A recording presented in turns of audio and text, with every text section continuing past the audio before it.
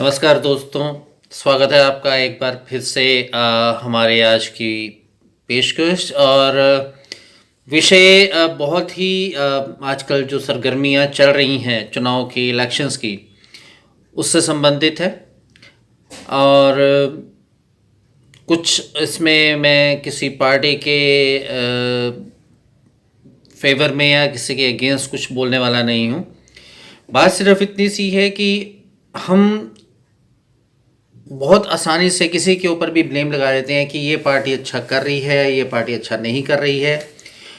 लेकिन जब चुनाव का वक्त आता है उस वक्त हम ये भूल जाते हैं कि हमने किसको किस तरीके से वोट देनी है, क्या सोच के वोट देनी है। यही होता है और यही एक कारण है हमारे देश की जो भी दुर्गति है या जो भी समय स्थिति है उसका।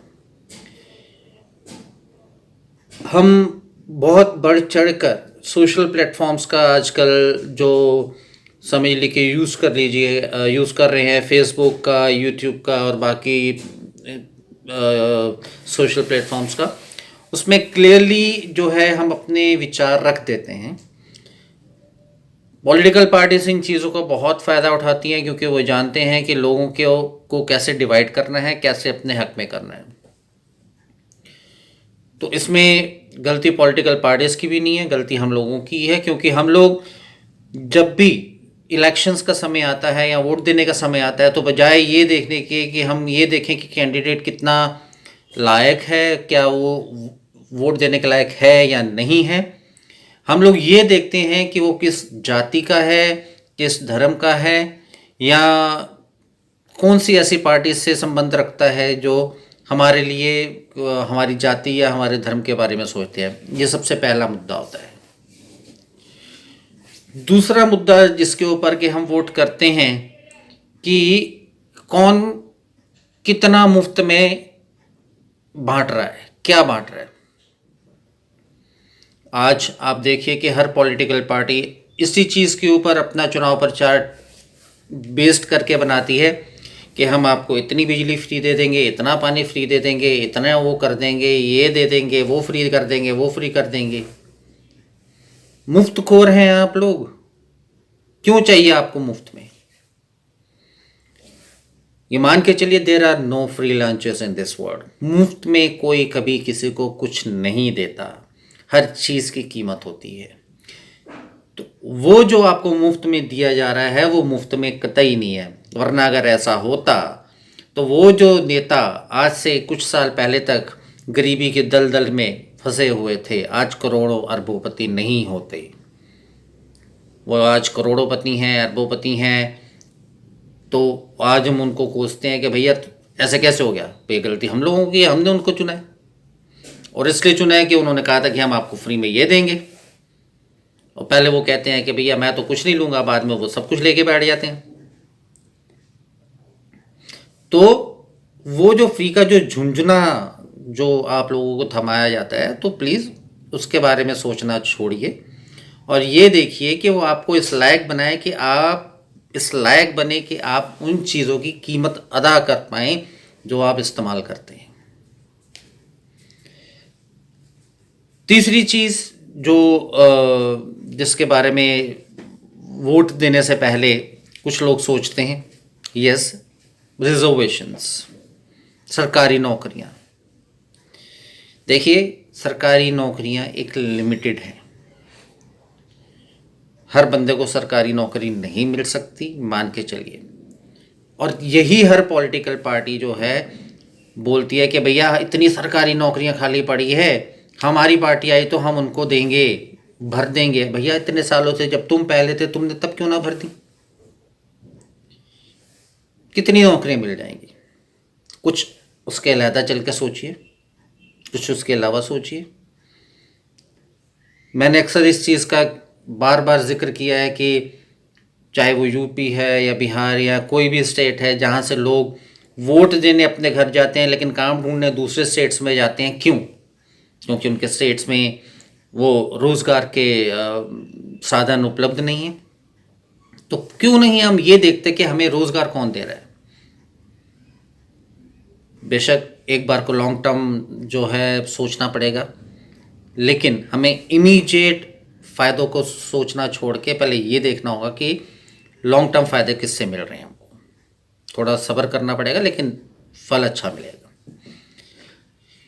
फिर उसके बाद वही चीज़ है कि हम मिडिल क्लास लोगों के बारे में कोई पार्टी नहीं सोचती है, क्योंकि उनको पता है कि इनके बारे में सोचने की कोई ज़रूरत नहीं है। मैं बात रिलेट इसलिए कर रहा हूँ क्योंकि कोरोना से जो पिछले 1.5-2 साल से हम जूझ रहे हैं, जिन लोगों की दुकानें थी या जो मिडिल क्लास लोग तबाह हुए थे, जिन लोगों ने लोन ले रखे थे, उनके ऊपर लोन की किश्तें बन रही हैं, लोन की रिकवरीज का प्रेशर बन रहा है, वो सब कुछ हो रहा है। तो उनके काम अब इतने सेटल नहीं हुए हैं कि वो लोन की किश्तें दे पाएँ, लेकिन उनको देना पड़ेगा, वरना उनके ऊपर केसेस आ रहे हैं, समन्स आ रहे हैं, तरीके लग रही हैं। उसके बारे में कोई सोच नहीं रहा है, कोई गाइडलाइंस नहीं है कि भैया कहीं से उनको कुछ रियायत मिले। गरीबों के लिए राशन भी है, सब कुछ भी है, मिडिल क्लास टैक्स भी दे रहा है और उसके ऊपर ये बोझ भी है। अमीर को कोई टेंशन नहीं है, कोई सरकार नहीं सोच रही, क्योंकि उनका वोट बैंक नहीं है। और मिडिल क्लास तो वैसे ही नहीं सोचता, उसको तो अपने धर्म से और जाति से ही फुर्सत नहीं है और रिजर्वेशन से ही फुर्सत नहीं है। तो जब भी आप वोट देने जाएं तो सिर्फ आप इस चीज़ का ज़रूर ध्यान रखें कि आपका जो कैंडिडेट जिसको आप चुनाव में जिताने की कोशिश कर रहे हैं, क्या वो इस लायक है कि उसे वोट दिया जाए अपने निजी फ़ायदों से उठकर। आज जो पार्टी ये कह रही है कि हमारी पार्टी आ गई तो हम गरीबों के लिए ये करेंगे, भैया 70 सालों से तुम सत्ता में थे, तुमने क्या कर लिया अब तक, या क्यों नहीं किया अब तक? 70 को छोड़िए, जो पिछले 10-15 सालों से भी रहे हैं किन्हीं भी स्टेट्स के अंदर, उन्होंने भी क्या कर लिया? क्यों ये सिर्फ 5 साल बाद चुनावी घोषणा पत्रों में ही दिखता है कि हम ये करेंगे, हम वो करेंगे, और जब करने की बारी आती है तो वैसा का वैसा ही हो जाता है सब कुछ? क्यों नहीं हम ग्राउंड लेवल पे जाके, धरातल पे जाके देखते कि वाकई में क्या काम हुआ है, क्या नहीं हुआ है? क्यों हमें ज़रूरत पड़ती है पार्टीज़ को देखने की? आप निर्दलीय उम्मीदवार अगर आपकी एरिया में अच्छा है तो आप उसको भी जिता सकते हैं। तो मेरी यही गुजारिश है कि वोट देने से पहले देखिए, सोचे समझे कि वोट वाकई में दी किसको जाए। छोटे लालच मत करिए, बड़ा सोचिए, देखिए कि हमें क्या चाहिए। बिजली पानी फ्री कुछ नहीं होता, मैं बार बार आपसे कह रहा हूँ। जो बिजली आपको फ्री दी जा रही है, आज दिल्ली में 200 यूनिट फ्री है तो उनको गुरु मंत्र मिल गया है, तो उन्होंने पंजाब में 300 यूनिट फ्री का वो फेंक दिया है जुमला, गोवा में 400 यूनिट का कर दिया है। उनको पता चल गया कि लोग मुफ्तखोर हैं, इनको ये दे दो, इससे ये मिल जाएगी हमें। सोचिए क्या औकात है हम लोगों की। भिखारी कि हाँ भाई लो वोट दो, आप अपने वोट की कीमत नहीं जानते। आज जो नेता लोग हाथ से हाथ जोड़ के आते ना, हमें वोट दीजिए, हमें वोट दीजिए, जब आप बाद में उनसे मिलने जाओ तो आपको उनसे मिलने भी नहीं दिया जाता। वो आपकी एक वोट की ताकत है, पहचानिए अपने वोट की ताकत को और किसी अच्छे काबिल इंसान को जिताइए। दूसरी बात यह है कि सोशल प्लेटफॉर्म्स के ऊपर नफ़रत फैलाना बंद कीजिए। अगर आपको बीजेपी की गवर्नमेंट अच्छी नहीं लगती है तो 5 साल बाद चुनाव आएगा, आप उनको हटा दीजिए। अगर आपको बीजेपी की गवर्नमेंट अच्छी लगती है तो 5 साल बाद दोबारा उनको वोट दीजिए और जिताइए। लेकिन आप अपने आस पड़ोस में, अपने यारों दोस्तों में, अपने रिश्तेदारों में नफ़रत का माहौल पैदा मत कीजिए, क्योंकि जब कभी कोई ज़रूरत पड़ेगी तो वो नेता आपकी हेल्प को नहीं आएगा। आपके साथ जो आपके मित्र हैं, आपके दोस्त हैं, आपके रिश्तेदार हैं, वही आपकी सहायता को आएंगे। तो प्लीज़ नफ़रत मत फैलाइए। आपका जो मत है आप अपने तक रखिए।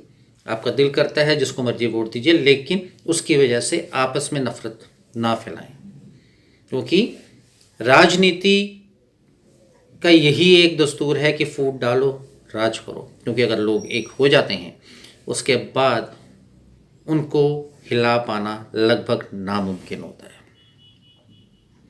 आपका बिल्कुल आपका मत है, आप जिसको मर्जी दें, लेकिन इस चक्कर में एक दूसरे से लड़े ना, एक दूसरे से प्यार से, सौहार्द में और अच्छे वातावरण में बन के रहें। राइट।